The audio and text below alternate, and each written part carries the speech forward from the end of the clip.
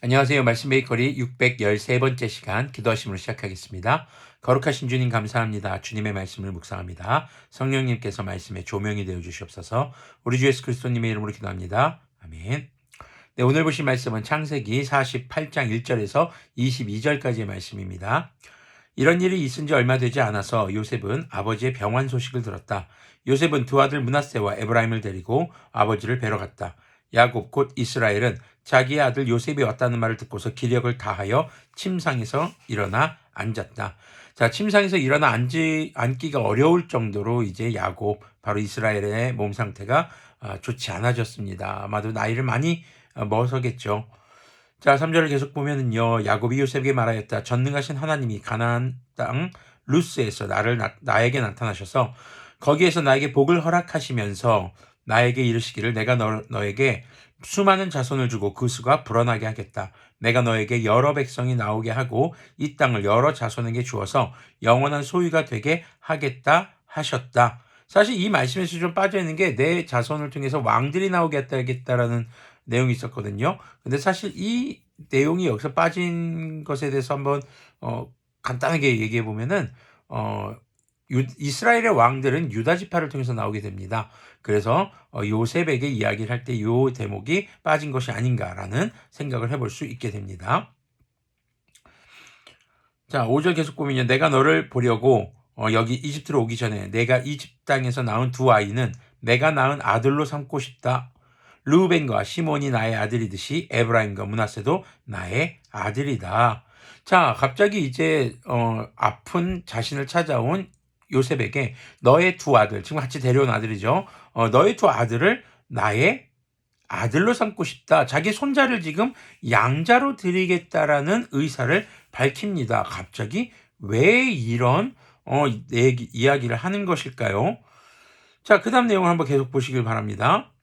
이 두 아이 다음에 낳은 자식들은 너의 아들이다. 이 두 아이는 형들과 함께 유산을 상속받게 될 것이다.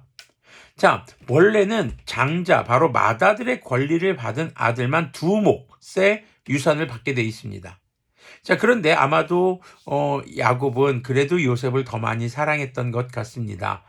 그래서 요셉의 두 아들을 자신의 양자로 삼음으로써 지금 요셉에게 어떻게 보면 결과적으로 두 몫을 주고자 하는 그런 마음이 담겨 있었던 것은 아닐까 하는 생각이 들기도 합니다. 그리고 또 하나는 지금 이 므낫세와 에브라임 같은 경우는 이방 여인, 바로 이집트의 태양신을 숭배하는 제사장의 딸과 결혼해서 낳은 자녀들이란 말이죠. 그런 그들이 이스라엘 민족의 조상으로 자리 잡게 되는 것, 이것이 굉장히 또한 고무적인 그런 우리가 모습으로 볼 수가 있을 것 같습니다. 자, 7절을 계속 보면요. 내가 바단을 떠나서 고향으로 돌아올 때 슬프게도 너의 어머니 라헬이 가나안 땅에 다 와서 조금만 더 가면 에브랏에 이를 것인데 그만 길에서 세상을 떠나고 말았다. 나는 너의 어머니를 에브랏 곧 베들레헴으로 가는 길 옆에 묻었다. 베들레헴이라는 이름이 등장을 하죠. 나중에 바로 이곳에서 우리 주 예수님께서 탄생하시는 바로 그런 도시가 되기도 합니다. 베들레헴이라는 이름 뜻은 이제 빵 굽는 곳, 빵집이라는 뜻을 가지고 있는데요. 이곳이 나중에 바로 생명의 양식이 되시는 예수님이 오시는 그 길이 되는 것이죠. 그렇게 지금 야곱이 그렇게 돌아가고자 하는 가나안 땅, 그곳이 기독교 역사에 있어서도, 그리고 우리 인류의 구원의 역사에 있어서 정말 중요한 지역이 되는 것을 다시 한번 생각해 볼 수 있겠습니다. 8절을 보면은요, 이스라엘이 요셉의 아들들을 보면서 물었다. 이 아이들이 누구냐? 요셉이 자기 아버지에게 대답하였다. 이 아이들은 여기에서 하나님이 저에게 주신 자식들입니다. 이스라엘이 말하였다. 아이들을 나에게로 가까이 데리고 오너라. 내가 아이들에게 축복하겠다. 이스라엘은 나이가 많았으므로 눈이 어두워서 앞을 볼 수 없었다. 자, 지금 나이가 많아서 기력이 쇠해서 침상에서 일어나는 것도 온 힘을 다 짜내야 할 정도였고, 그리고 눈앞이 어두워져서 볼 수 없는 상태입니다. 바로 이삭이 에서와 야곱을 축복하던 그 때와 비슷한 모습으로 우리가 볼 수 있는 것이죠. 요셉이 두 아들을 아버지에게로 이끌고 가니 야곱이 그들에게 입을 맞추고 끌어안았다. 이스라엘이 요셉에게 말하였다. 내가 너의 얼굴을 다시 볼 것이라고는 생각도 못하였는데 이제 하나님은 내가 너의 자식들까지 볼 수 있도록 허락하셨구나. 하나님의 은혜인 것을 다시 한번 고백하는 야곱의 모습이죠. 요셉은 이스라엘의 무릎 사이에서 두 아이들을 물러나게 하고 땅에 얼굴을 대고 엎드려 절을 하였다. 하나님께 감사의 기도를 하는 것으로 볼 수 있겠습니다. 13절을 보면요. 그런 다음에 요셉은 두 아이를 데려다가 오른손에는 에브라임을 이끌어서 이스라엘의 왼쪽에 서게 하고 이스라엘의 오른쪽에서 에브라임을 오른손으로 에브라임을 이끌어서 이스라엘의 왼쪽에 서게 하고 왼손으로 므낫세를 이끌어서 이스라엘의 오른쪽에 서게 하였다. 여기서 지금 요셉의 큰아들이 므낫세입니다. 그러니까 맏아들이죠. 둘째가 에브라임입니다. 자, 그런데 이스라엘은 에브라임이 작은 아들인데도 그의 오른손을 에브라임의 머리 위에 얹고 므낫세는 맏아들인데도 그의 왼손을 므낫세의 머리 위에 얹었다. 야곱이 그의 팔을 엇갈리게 내민 것이다. 야곱이 요셉을 축복하였다. 나의 할아버지 아브라함과 아버지 이삭을 보여주신 하나님, 이삭을 보살펴 주신 하나님, 내가 태어난 날로부터 오늘에 이르기까지 나의 목자가 되어 주신 하나님, 온갖 어려움에서 나를 건져 주신 천사께서 이 아이들에게 복을 내려 주시기를 빕니다. 자, 천사에게 복을 비는 것이 아니라 이것은 하나님께서 야곱을 만나 주실 때 천사를 통해서 현현하셔서 만나 주셨죠. 그래서 이것은 하나님을 일컫는 것이라고 보는 것이 맞습니다. 나의 이름과 할아버지의 이름 아브라함과 아버지의 이름 이삭이 이 아이들에게서 살아있게 하여 주시기를 빕니다. 자, 이것은 바로 아브라함과 이삭과 자신을 지켜주신 하나님께서 이들과 함께 해달라는 말로 우리가 볼 수 있겠습니다. 이 아이들의 자손이 이 땅에서 크게 불어나게 하여 주시기를 빕니다. 요셉은 아버지가 오른손을 에브라임의 머리 위에 얹은 것을 보고서 못마땅하게 여겼다. 요셉은 아버지의 오른손을 에브라임의 머리에서 므낫세의 머리로 옮기려고 아버지의 오른손을 잡고 말하였다. 아닙니다, 아버지. 이 아이가 맏아들입니다. 아버지의 오른손을 큰아이의 머리에 얹으셔야 합니다. 자, 지금 아버지의 눈이 어두워서 지금 이렇게 실수하셨구나 라고 요셉이 생각했던 것 같습니다. 그런데 19절을 보니까 굉장히 의미심장한 말이 나옵니다. 그러나 그의 아버지는 거절하면서 대답하였다. 나도 안다, 내 아들아. 나도 안다. 므낫세가 한 결의를 이루고 크게 되겠지만 그 아우가 형보다 더 크게 되고 아우의 자손에서 여러 결의가 갈라져 나올 것이다. 그날 야곱은 이렇게 그들을 축복하였다. 이스라엘 백성이 너희의 이름으로 축복할 것이니 하나님이 너를 에브라임과 같고 므낫세와 같게 하시기를 빈다고 할 것이다. 이렇게 야곱은 에브라임을 므낫세보다 앞세웠다. 자, 마치 자신이 하나님의 맏아들의 권리를 이어가고 또 하나님의 복을 받은 것을 상기라도 하듯이 이렇게 지금 손자들의 순서를 바꿔서 축복하는 모습을 볼 수가 있습니다.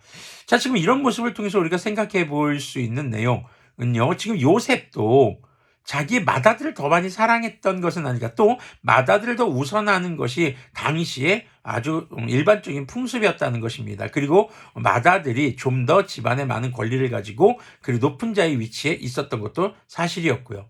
하지만 야곱은 자신의 삶을 되돌아보며 자신이 그렇게 하나님께 매달릴 수밖에 없었던 이유가 무엇이었을까를 한번 되새겨본 것은 아닐까라는 생각이 듭니다. 바로 자신이 둘째로서 형제 중에 약한 자의 위치에 있었다는 것이죠. 자, 약한 자의 하나님이라는 것 우리가 잠시 후에 21절 22절 읽고 다시 이야기를 나눠보도록 하겠습니다. 이스라엘이 요셉에게 말하였다. 나는 곧 죽는다. 그러나 하나님이 너희와 함께 계시고 너희를 조상들의 땅으로 돌아가게 하실 것이다. 그리고 내 형제들 위에 군림할 너에게는 세겜을 더 준다. 세겜은 내가 칼과 활로 아모리 사람의 손에서 빼앗은 것이다. 자, 이제 돌아갈 곳에서 좀 더 땅 한 곳을 더 세겜을 더 줄 것이다라고 이제 말하는 것이죠. 자, 야곱은요 자신의 삶에서 정말 하나님의 복이 아니고서는 유달리 아주 유난히도 하나님의 복에 자신의 생명을 걸고 매달렸던 그런 모습을 보여줍니다. 왜냐하면 가만히 있으면 하나님의 복을 자신이 차지할 수 없을 것만 같았거든요. 배고픈 사람이 음식을 더 갈망합니다. 그리고 아픈 사람이 약과 의원을 찾아 더 열심히 찾아다니게 되겠죠. 옛 속담에도 그런 말이 있죠. 목마른 사람이 우물을 판다.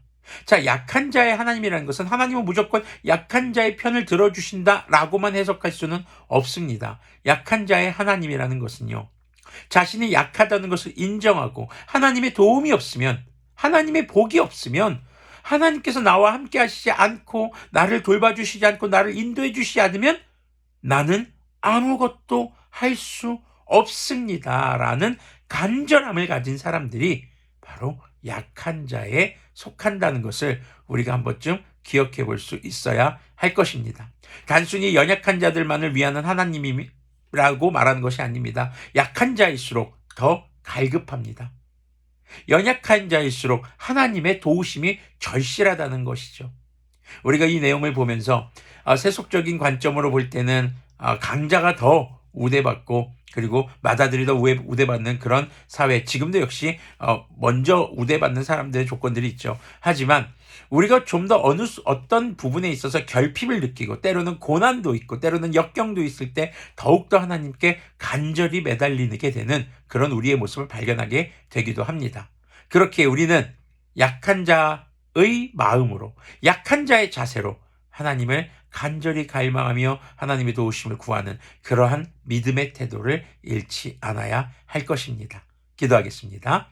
거룩하신 주님 감사합니다. 주님의 말씀을 묵상했습니다. 주님, 정말 주님께서는 약한 자의 하나님인 것을 우리가 기억합니다. 단순히 약하기 때문에 보호하시는 것이 아니라 약한 자의 간절한 부르짖음을 들으시고 또 그들을 구원하시는 하나님인 것을 우리가 기억합니다.